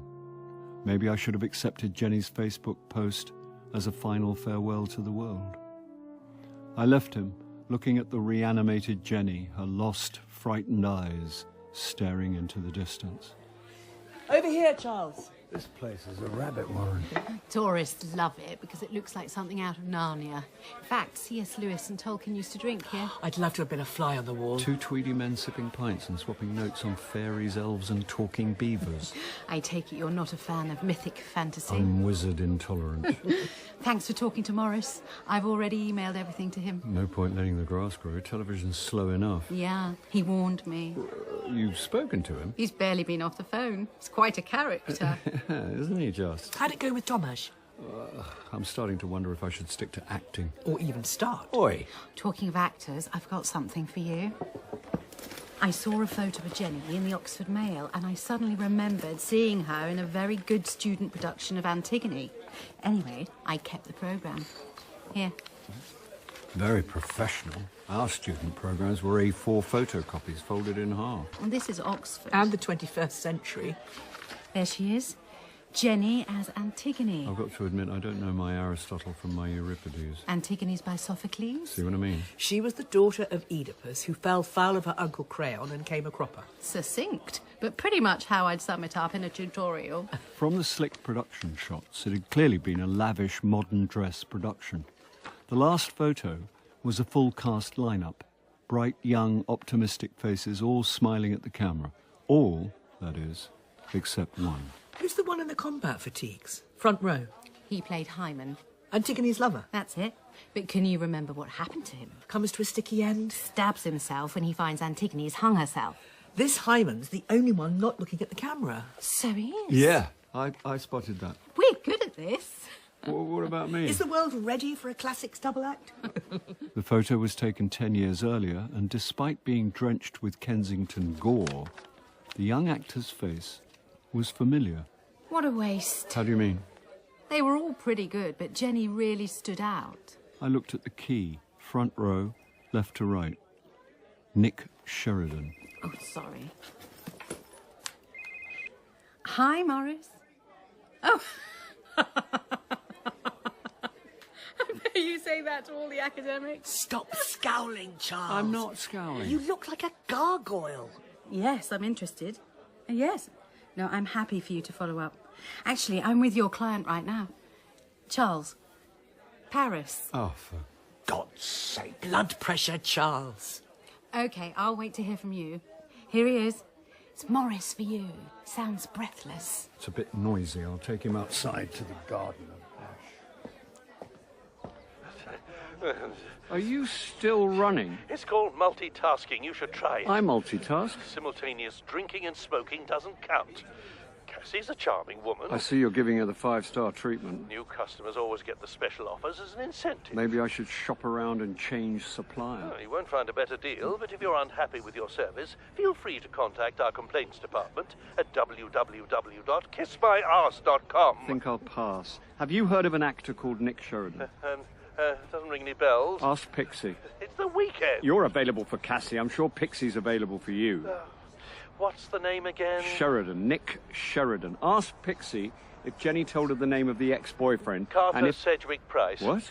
His agent, Nick Sheridan, 5'11", brown eyes, accents RP, Welsh, Scottish, Yorkshire, American, special skills, fencing, horse riding, scuba diving, agent, Lily Sedgwick at Carter Sedgwick Price. How did you do that? Tim Berners-Lee invented a thing called the World Wide Web. It's all the rage. I know, Lily, if you want me to give her a buzz, we'll call it a thank you for hooking me up with Cassie. Laters! Having promised me a mooch, Cassie led me and Francis past the botanical gardens and into the Cowley Road, where we entered the Vinyl Countdown. Oh, Aladdin's cave. Thought you'd like it. He's died and gone to heaven. It's a temple of musical delights. Can you smell that? If they bottled it, I'd dab it behind my ears. Dust and mouse, Cardboard and vinyl.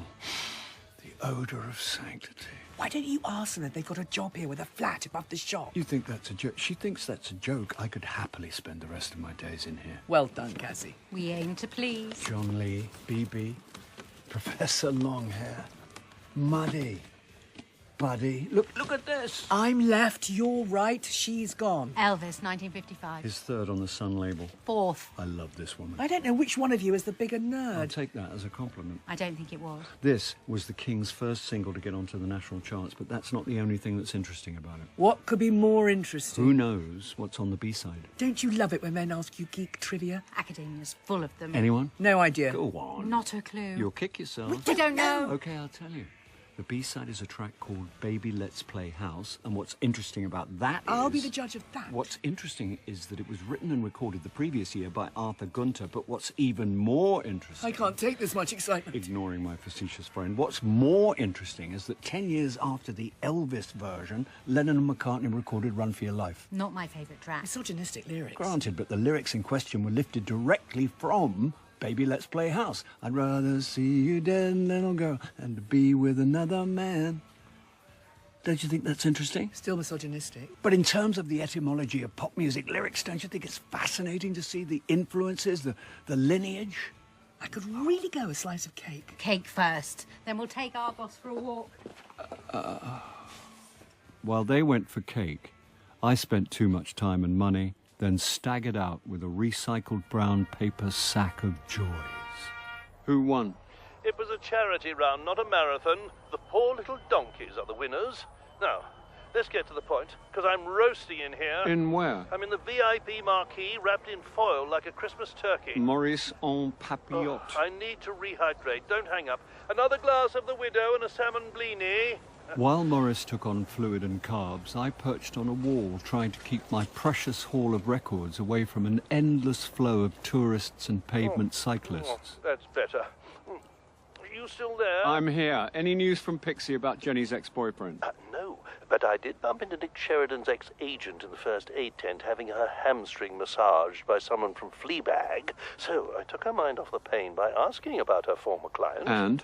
One of those sad, not unfamiliar stories. Young actor shows early promise, first bloom fades, career falters, then stalls altogether, and he finally throws in the towel. It happens. It does. If only more actors knew when to call it a day. Is that supposed to mean something? Everything I say means something, Charles. When did Nick pack in acting? About 5 years ago. Last Lily heard he'd run into a spot of bother with the Rozzers. Is this a Bolting Brothers crime caper? You bring out the Lionel Jeffries in me. Did Lily say what kind of bother Nick ran into? Apparently he had a bit of a temper, what therapists euphemistically call anger issues. Whatever it was, the police got involved, after which Nick Sheridan dropped off the radar. Now, if I'm free to go, my singlet's starting to chafe.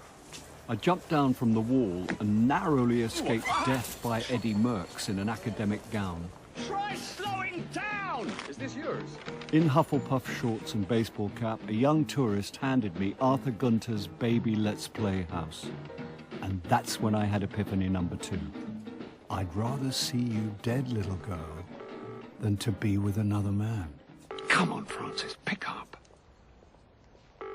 If you're phoning to tell me John Lee Hooker's first record label, I'm not interested. Do you fancy walking Argos into town to meet me? Why? I like dogs, and I could do with your help. With what? Meet me outside the Sheldonian in 10 minutes, and I'll tell you. And tell Cassie to bring her Antigone program. Modern, by the way. What is? John Lee Hooker's first label, Modern Records. Nerd. Rather see you dead, little girl, and to be with another man. Now, baby.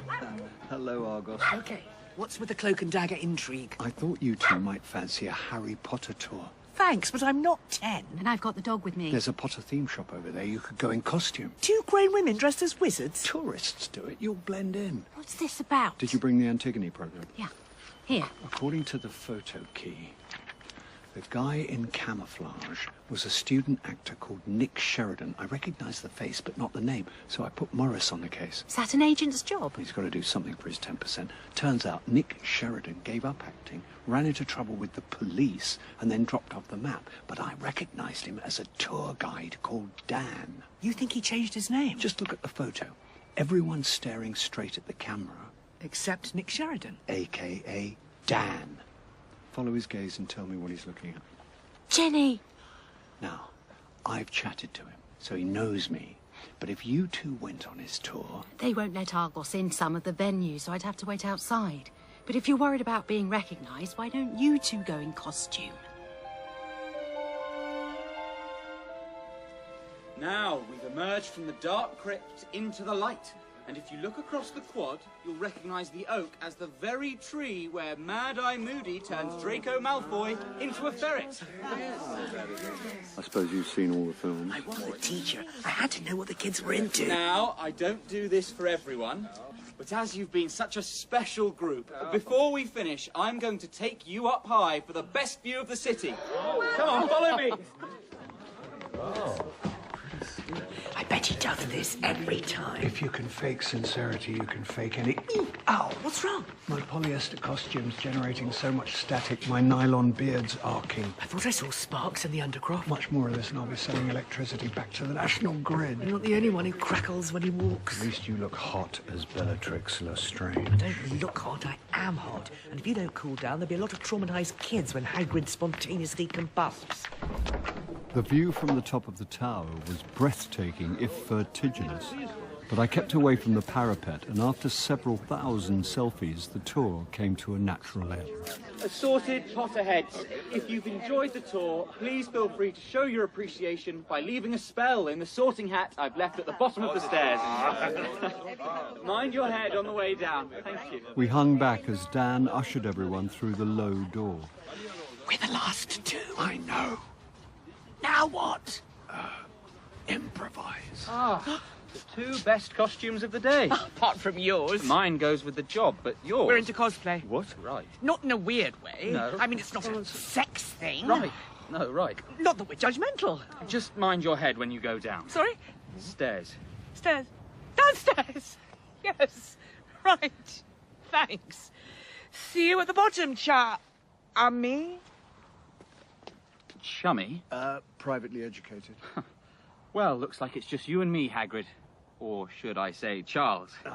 You finally made one of my tours, and I must say, you really threw yourself into the theme. You heard the cosplay queen. I also don't judge. It's best not to. I mean, we've all done things we'd rather not be judged on, don't you think, Dan? Or should I say Nick? Why do I feel I am about to be judged? With the door open, I'd felt pretty safe. But now, he stood with his back to my escape route. You've obviously gone to a lot of trouble to find out my name. What's this all about? You and Jenny were students together, weren't you? If you know that, you also know we were a couple. Here, let me show you something. He took me by the arm. Ow! Polyester costume. Having earthed himself, Dan led me to the parapet and pointed across the roofscape. We had a flat just over there. Two young actors starting out on life's great adventure. Of course, Jenny was far more talented. Not a good basis for a relationship. I accepted I'd never be on her level, but I could help steer her career. Even if she didn't want to be steered? You've probably heard all sorts of gossip and rumours. But the truth is, it didn't matter how much I encouraged her, Jenny had no self-belief.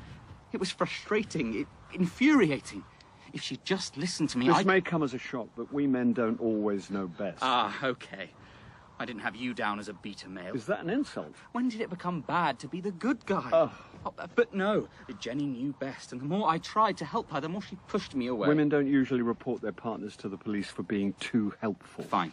They've obviously got to you. They? Who's they? I didn't kill her, Charles. There was a restraining order on you. It wasn't my fault she turned up in Oxford. I saw you on the bridge when we were filming. Yes. Did you see her kissing Thomas? No. That's when you decided you'd rather see her dead than to be with another man. I didn't see her with Tomash. I saw her, she saw me, and that's when she ran away. It was a panic attack. How do you think I felt when she confronted me that evening? She confronted you? She must have followed me down to the river, but with a restraining order on me, I don't want to go to prison, so I tried to back away. I'd never seen her that keyed up. She was manic. She kept coming at me, screaming about facing her fears and taking back control. That's when she went for me, so I pushed her away. You pushed her? Not hard, but she lost her footing and fell in the river. She must have hit her head on something. Didn't you try to help? I panicked. Alpha males don't panic. It was self-defense. A woman died. It was an accident. That's for the jury to decide. A jury will find me guilty. You can't run away from a thing like this. I'll walk away. And live with Jenny's death on your conscience. In time, I think I could. Well, I'm not going to let you find out. That decision's out of your hands. What?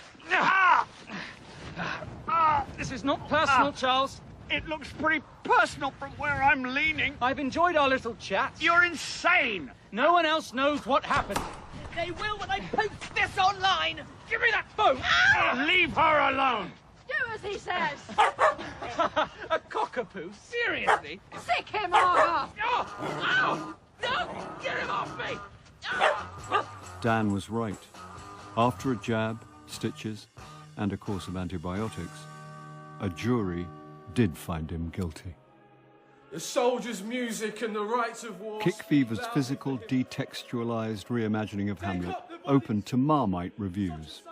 Devotees thought it further proof of Tom Ash's genius. Detractors said it was all style and no content. Go bid the soldiers shoot.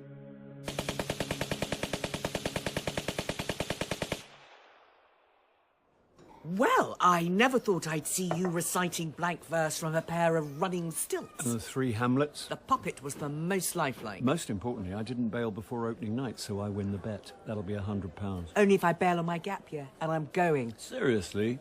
Don't tell me. Thailand. Actually, it'll be more like an 18th century grand tour of the Med. Milady sowing a wild oats with a Neapolitan ostler and ending up with the French disease. We all need an ambition. At least then it's not too far when you want to come home early. Not gonna happen. In fact, I've already found tenants. Well, what about me? You're chucking me out of my own home. Sorry?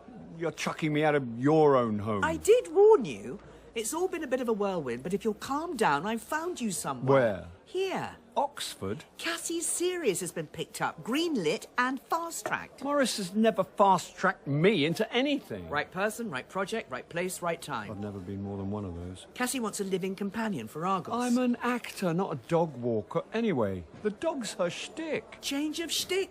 BBC 4 want popular history appealing to the grey pound post-Me Too demographic with two middle-aged women discussing murder in the ancient world. Who's the other one? No way. It's a fresh take on the Socratic dialogue format with me as non-threatening everywoman asking questions of the expert. That's great, but what about screen experience? No one cares. And Morris backed them into a corner over equal pay for women and shamed them into a great deal. Congratulations. I'm happy for you. Anyway, who wants to be on telly when he could be walking a dog? Hi. Put me through to Morris. Reasons to be cheerful, part 3. In episode 4 of Charles Paris, Charles was played by Bill Nighy, Frances by Suzanne Burden, and Morris by John Glover. Dan was Will Kirk, Tomasz Ian Conningham, Cassie Heather Craney, and Fortinbras was Icky Elias. A Doubtful Death was written by Jeremy Front from a story by Simon Brett. The director was Sally Adams.